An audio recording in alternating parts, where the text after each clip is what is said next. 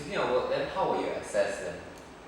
So in the first, second and third year actually is very exam based. First and second year we have only one exam in the end of the academic year. So there's only one chance. If you do well, you do well. If you don't do well, that's it lah for that year. That's it, right? We do not have this term you have exam, another term you have another exam. No, it's not separated. In only the third year, because second year we are required to take 5 subjects with 2 mandatory subjects. Third year as well, 5 subjects, 2 mandatory subjects. But in the third year we have more leeway in the sense that we can do one dissertation. Dissertation is like a project, right? Which can replace one subject, and we can do a few half papers. Yeah. So what did you choose then? In my third year. Yeah. Aside from the 2 mandatory subjects, which are EU law and equities and trusts, I did commercial law. My dissertation subject is on arbitration, and I did EU environmental law and civil procedures, half papers. Oh. Yeah. Like what made you choose the topic of arbitration then? What made I choose? Well, I think I'm quite interested in civil procedure, and arbitration I think is one of an interesting aspect of civil procedures. What did you cover in that area? So my dissertation topic is actually the grounds to challenge an arbitral award in English law. If let's say you are the parties, right? They are not satisfied with what the arbitrator has given them, has awarded.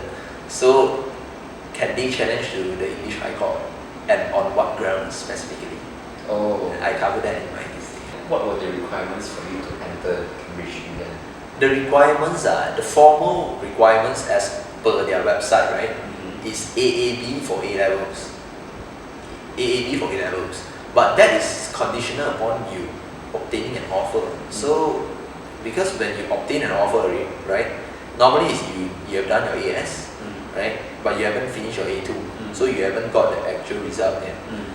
By that time, you have done your interview, your Cambridge law test, and they will decide whether they want to take you in or not, right? So if they decide they want to take you in, they will give you an offer conditional upon you obtaining AAB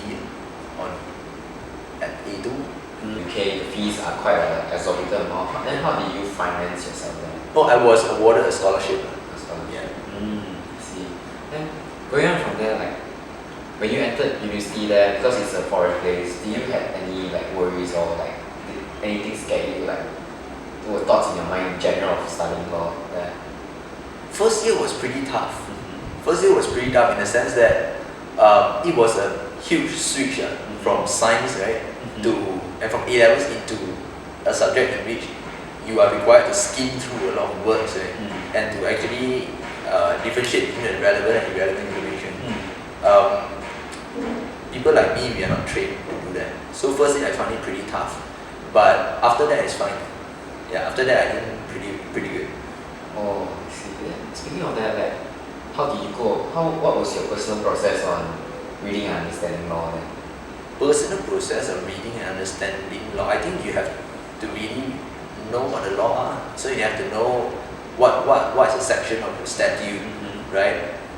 Then you read your cases.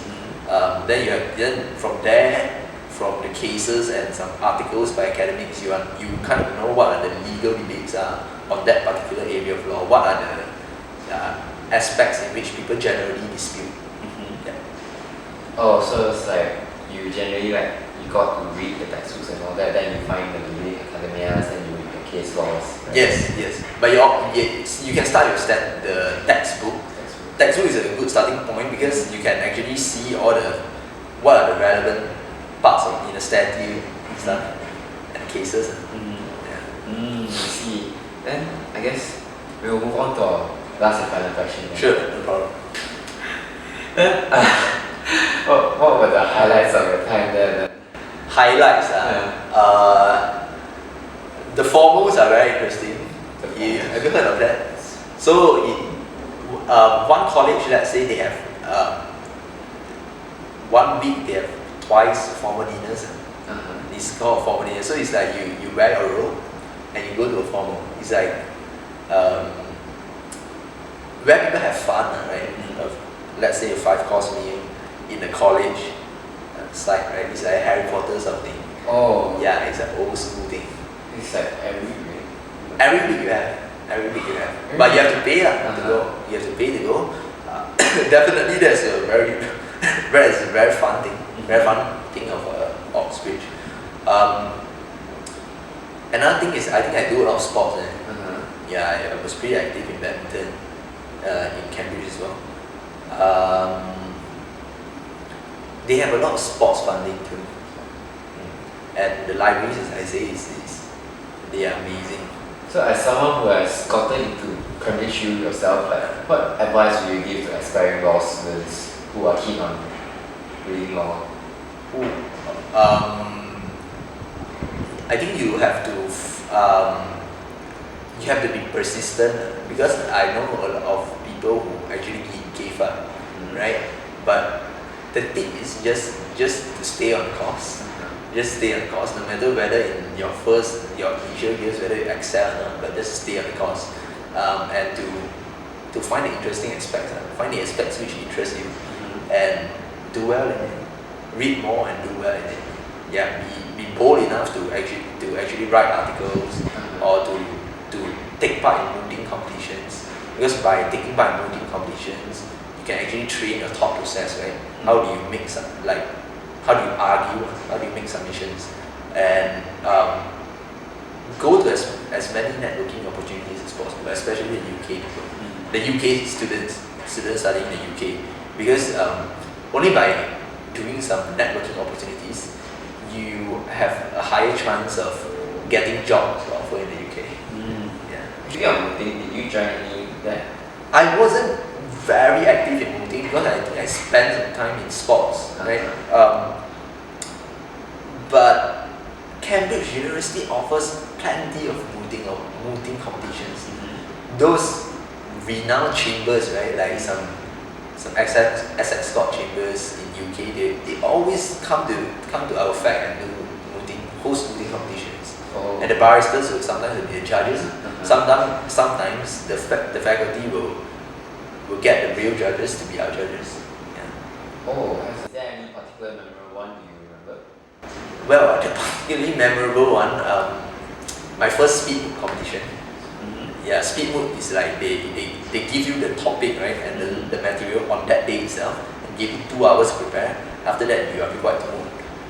That one I didn't do really well because it's my first one, so it was quite funny. Yeah.